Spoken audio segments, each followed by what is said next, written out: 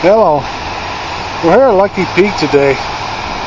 They have a thing here called the rooster's tail. Up there is a dam called Lucky Peak, and they have to release water so that other water can come in. So this one here, they release it once every couple of years or so. It's called the rooster's tail. There are other pipes here I videoed before that releases water, but this one here they let go every couple of years, probably for nostalgia or something. I don't know. Don't really know why they do it, but it sure is interesting.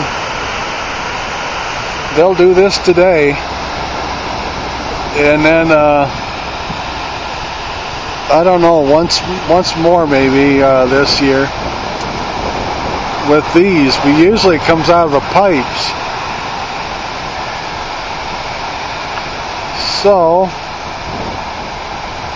with the water release, the rooster's tail here in Boise, Idaho. We're out.